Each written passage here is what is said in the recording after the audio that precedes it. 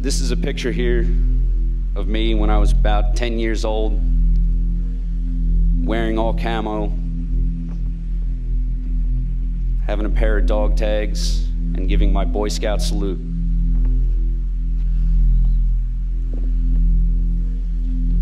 That boy died in Iraq.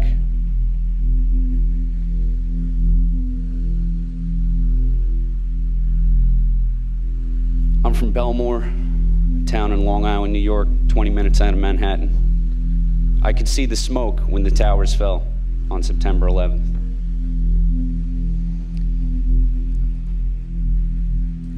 On September 12th, I remember standing up in a pizza restaurant and telling everyone about how I wanted to kill everyone in the Middle East, how the Middle East should be turned into a glass plate by nuclear weapons, because that's what I believed.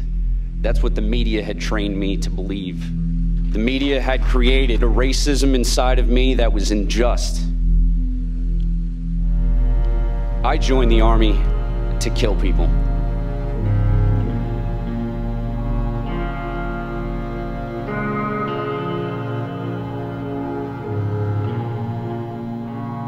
The bleak winter of 1776, when the men who had enlisted in the summer were going home because the way was hard and their enlistments were over, Tom Paine wrote, "These are the times that try men's souls. The summer soldier and the sunshine patriot will in this crisis shrink from the service of his country, but he that stands it now deserves the love and thanks of man and woman."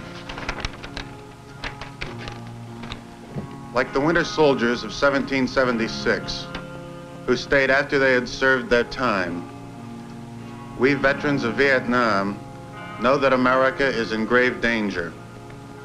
What threatens our country is not redcoats or even Reds.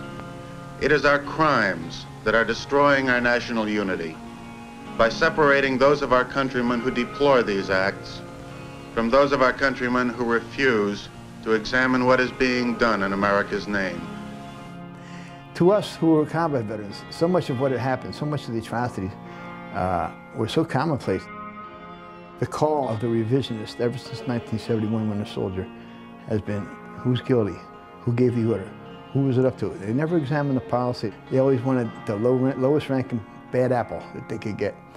And it's irrelevant, you know. You don't want to know what corporal or what buck sergeant or what staff sergeant gave what order to do what. You want to know why the policy okays this sort of behavior. I want to welcome you all to Winter Soldier, Iraq and Afghanistan, eyewitness accounts of the occupations. A lot of people only get to hear from Pentagon officials and the highest ranking generals. They're not getting the big picture in terms of what's happening on the ground. Troops that are coming home and speaking out are telling, you know, really powerful stories about what's happening there. What's important about Winter Soldier and what we were trying to get out there is that incidents like the torture at Abu Ghraib or the massacre at Haditha are occurring on a daily basis. The mission itself in Iraq is not really clear. You know, people go out on patrols on a daily basis and aren't really seeing, you know, what are the long-term ramifications? Why are we, you know, treating the Iraqi people this way? Why am I being asked to do this on a daily basis? My name is Adam Kokesh. I served as a sergeant on a Marine Corps Civil Affairs team in the Fallujah area from February to September of 2004. And I actually volunteered to go to Iraq. After the invasion, I thought that what we were doing was cleaning up our mess and responsible foreign policy and really trying to do good by the Iraqi people. I fell for it again because I fell for all of the lies originally. I believe what Colin Powell said. I had faith in my government. I wanted to trust. I don't know if I didn't know better, but I guess I must have been pretty ignorant of history because it's not the first time it's happened. I enthusiastically risked my life for that mission. I volunteered to go in civil affairs. And I thought that we were going to be the tip of the spear in terms of rebuilding Iraq. I really believed in that. And while I was there, we had the handover of power on June 28th. And we didn't give the Iraqi people back their sovereignty,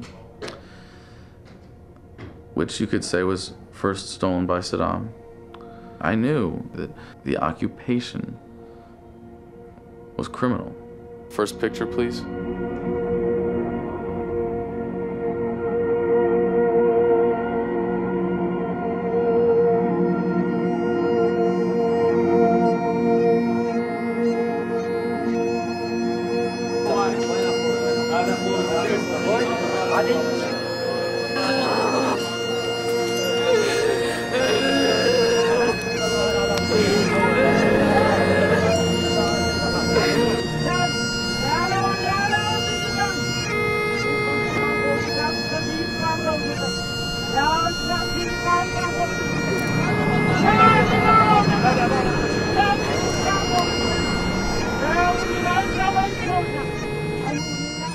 Next slide, please.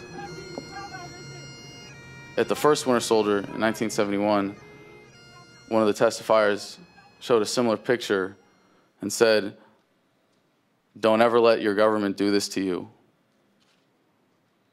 And still, our government is doing this to patriotic young men and women of this country who have volunteered their lives in the service of this country and putting them in a situation where this kind of thing is normal. I was 19 years old when I was deployed to Iraq. And I spent the first 8 months in Sadr City. I quickly learned that it wasn't at all like I thought it was going to be.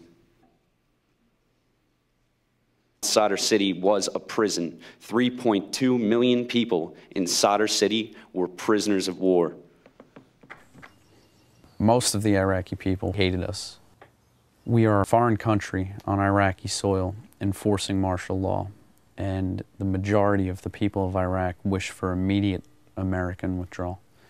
And for us to impose our will and to say it's for your own good is taking away the very rights and freedoms that we are supposedly there to protect.